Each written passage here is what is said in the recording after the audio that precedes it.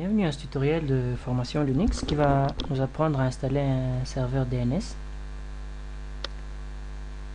Un serveur DNS, c'est un serveur très important parce qu'il permet de faire ce qu'on appelle la traduction, la résolution des adresses IP et des noms de domaine. C'est un service qui est très important parce que sans celui-là, la personne sera vraiment trop hantée à faire chaque fois les conversions. Ça, ce n'est pas bien. Alors, comment il fonctionne ce serveur? C'est le serveur même le plus utilisé sur Internet. C'est qu'il fonctionne avec des structures organisationnelles d'information qu'ils appellent des zones. Une zone est tout simplement un espace susceptible d'être traduit.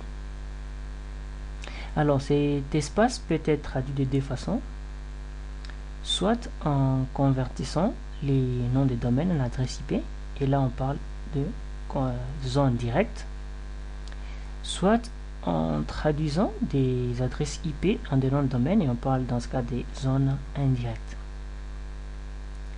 Alors, ces services est disponible sur Debian dans le premier DVD, et il porte le nom de Bind9. Alors pour l'installer, on fait tout simplement un apt-get install bind9. Donc je vais dans la machine.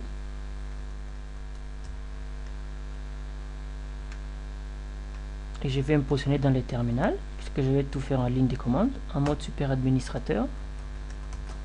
Je vais exécuter la commande apt-get install bind9. Voilà, il veut s'installer. Il est en train de s'installer et à la fin il va me dire voilà, je suis déjà installé, tu peux faire des modifications sur moi. Alors la première chose que nous allons faire après avoir activé les services bind9, c'est de créer, bien déclarer des zones directes et inverses. Alors pour cela, nous allons nous positionner dans le dossier etc bind. C'est là où il est par défaut installé. Nous allons créer une zone qui va s'appeler gpigra.cd. Alors, première chose que nous allons faire, nous allons modifier les fichiers qui se trouvent à l'emplacement etc bind named.conf.local. Donc, c'est le premier fichier que nous allons éditer avec un gedit. Voilà. Et dans ce fichier, nous allons déclarer les zones. C'est-à-dire, nous allons dire voilà, nous allons déclarer les zones. Et nous allons dire que ces zones s'appellera tel, il participera à tel. Je voulais essayer d'un peu d'agrandir, mais je crois que la vidéo suffit. Alors, pour déclarer une zone, on utilise la syntaxe zone.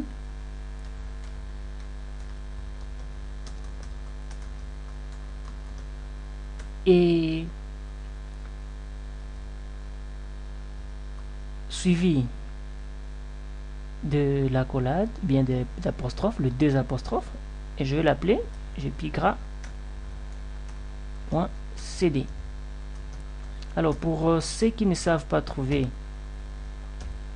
les claviers anglophones, il suffit d'aller dans les systèmes, préférences clavier, aller dans agencement et faites ajouter. Dès que vous avez choisi ajouter, il faut sélectionner par langue et choisir anglais. Et choisir en plus anglais Canada. Ajouter, moi je l'ai déjà ajouté. Une fois que vous avez ajouté, la langue va se manifester là. Et vous allez aller dans les options.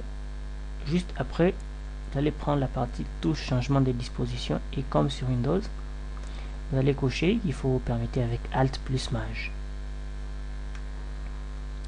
Alors voici comment je crée la zone. J'ai dit zone, Z minuscule, zone entre guillemets, j'ai gpigra.cd, j'ouvre les deux accolades et je ferme en bas. Et je déclare maintenant la zone inverse sur Linux. On déclare comme zone. Celle-là est un peu complexe. On ne va pas déclarer la gpigra.cd, mais on va faire une déclaration inverse. Comment on fait une déclaration inverse? Je me positionne en bas. Il s'agit de déclarer une résolution qui va porter sur l'adresse réseau. Nous savons bien que notre adresse réseau c'est le 192.168.13.0 et cette adresse a pour masque 255, 255, 255.0. Donc les 3 premiers octets correspondent à ces 3 premiers octets de l'adresse IP sous forme terminée. Alors, comment nous allons faire pour écrire la zone inverse pour cette adresse IP? On va tout simplement commencer par l'arrière, les 0.13.168.192. On va enlever la partie non significative et puis on va ajouter in-addr.arpa. Donc notre zone inverse appellera 13.168.192 in-addr.arpa. Alors on commence maintenant à les remplir. On va dire voilà les types, et master signifie type primaire.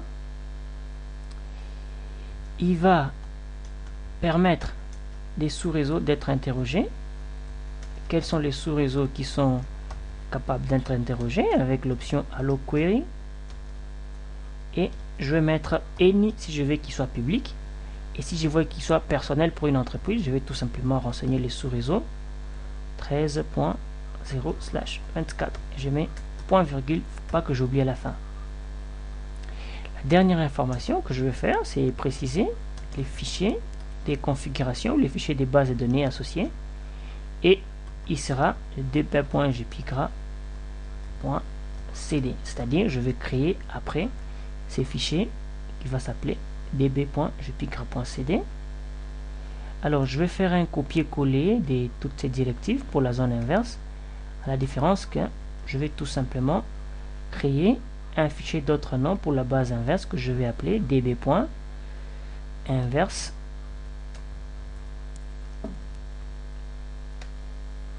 Et voici la structure d'un fichier de déclaration des zones. Je l'ai juste déclaré, je ne les ai pas encore configurés.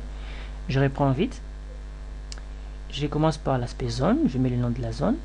Type master pour dire que c'est le serveur DNS primaire. Allow query, je mets les sous-réseaux. Et file pour préciser les fichiers qui portera la base de données. De même que pour l'adresse et les résolutions inverses, je vais donner les noms de la zone, et enfin je vais utiliser les mêmes directives, sauf que je vais changer tout simplement des fichiers de base de données. Une fois terminé, je quitte et je reviens dans mon invite des commandes. Je vais deuxièmement aller changer les directives serveur, c'est-à-dire je vais éditer un fichier qui s'appelle named.conf.option. Attention de ne pas les confondre avec name.conf.local. Dans ce fichier, je vais tout simplement dire que voilà, ici, si je vais déclarer des redirecteurs, utiliser un autre serveur DNS au cas où celui-ci ne répond pas, eh bien, je vais tout simplement aller le préciser ici. Par exemple, par défaut, lorsqu'on utilise un DNS d'entreprise, il faut toujours référencer les DNS publics, celui de Google. Il a comme IP 8888 pour avoir la connexion Internet.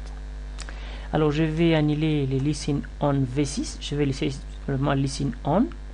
Ça veut dire que il peut écouter sur toutes les adresses IP, entre autres l'adresse Rebond et l'adresse qu'il a, les 192.168.13.2. Et je vais enfin terminer par la directive allow query.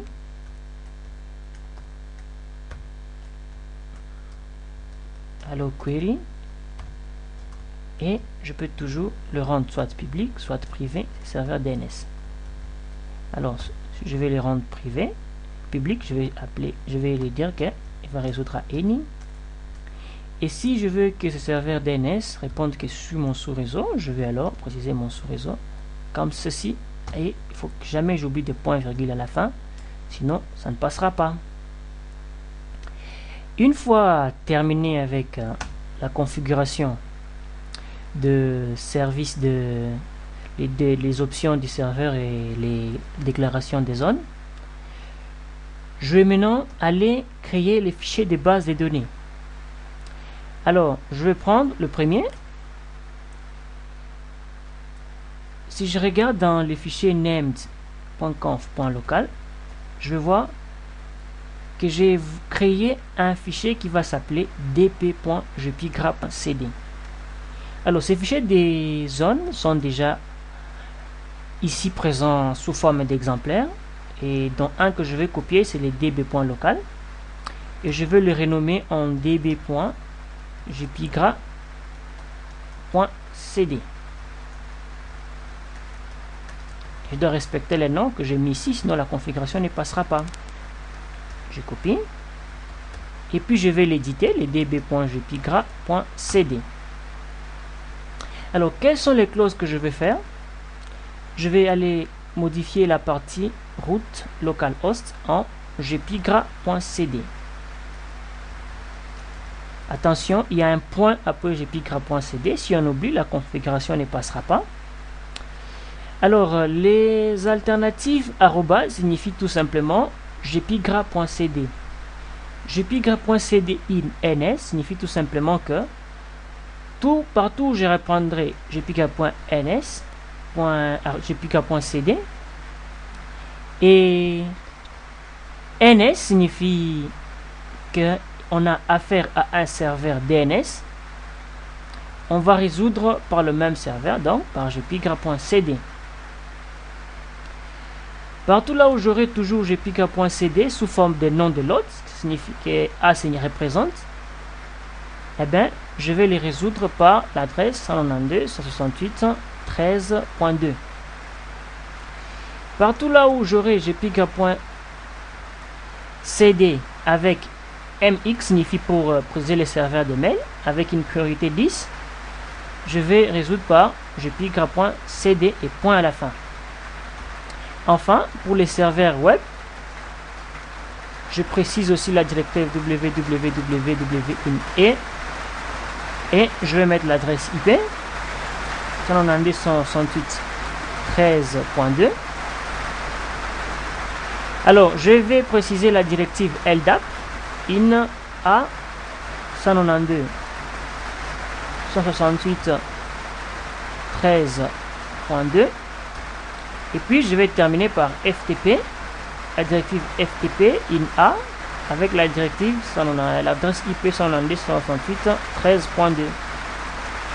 Qu'est-ce que ceci signifie? Signifie que mon DNS va résoudre toutes ces directives ici et avec des adresses IP correspondantes. Le deuxième fichier que je vais copier, ce sera la base de données inverse.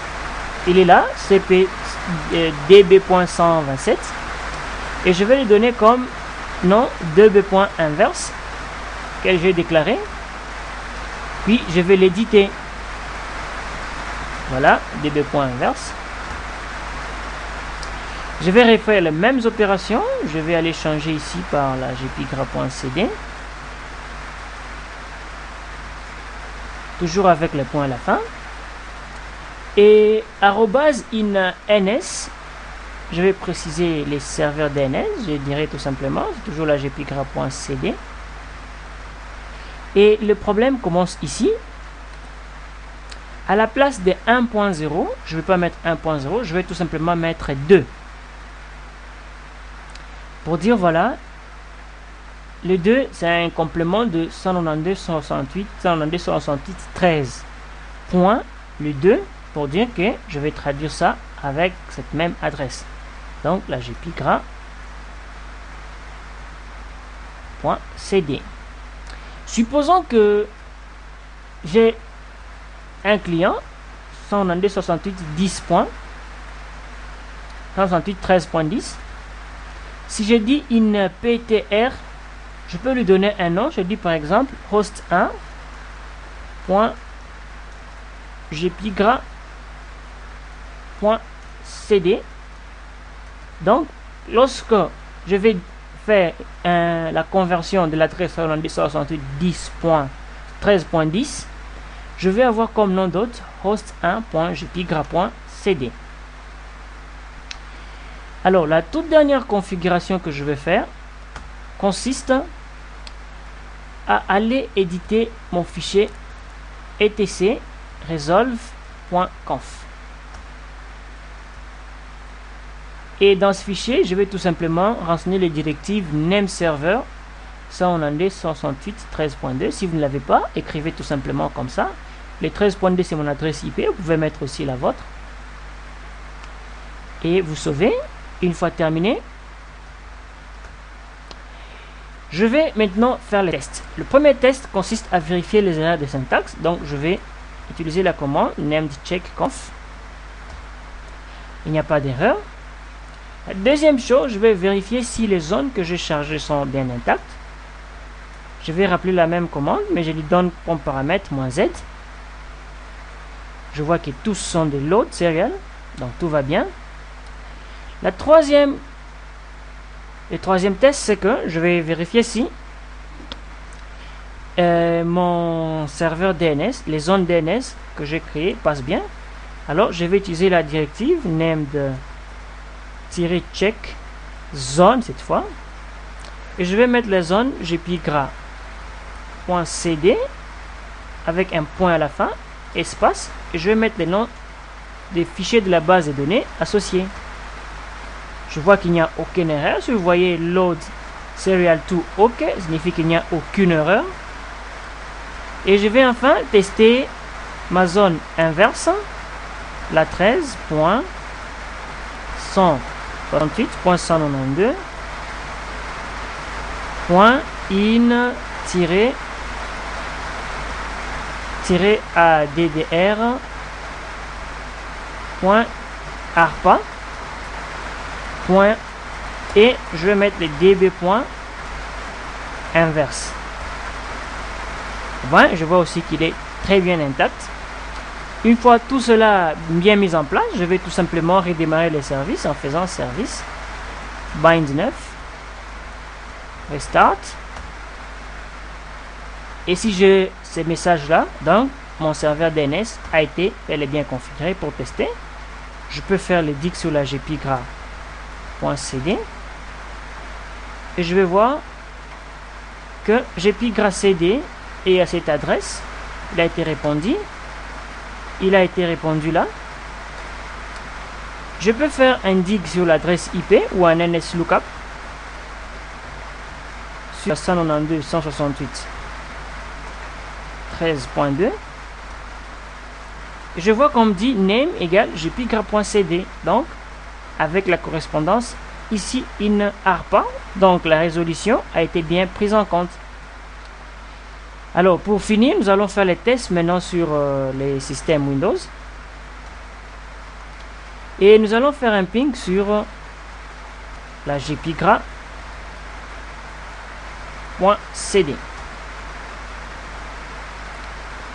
Eh bien, il faut vérifier si les machines sont en réseau.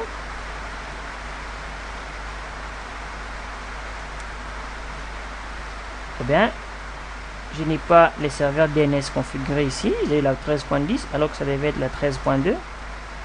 Voilà, et après, ça va résoudre. Donc, si maintenant je reviens faire ping sur jpigra.cd, je vois que j'ai un replay. Si j'ai fait le NSLOOKUP, je vois que mon adresse s'appelle jpigra.cd. Et si j'ai fait le NSLOOKUP 192.168.13.10, il faut que je me remette host1.jpigra.cd. Donc la résolution inverse a été bien prise en compte. Avec cela, désormais, lorsque je devrais me connecter maintenant à mon serveur SSH, je n'aurai plus besoin de mettre l'adresse IP. Je vais tout simplement écrire là gpigra.cd gpigra.cd et je peux me connecter directement. Le serveur va résoudre. Et si je mets mon login, je mets mon mot de passe, eh bien, je serai connecté en tant que Cyril. Merci d'avoir suivi ce tutoriel sur l'installation et la configuration du serveur DNS. Je vous invite à suivre le tutoriel suivant qui va vous apprendre comment faire de votre serveur un serveur de fichiers publics, de partage des fichiers qu'on appelle le Pro FTPD.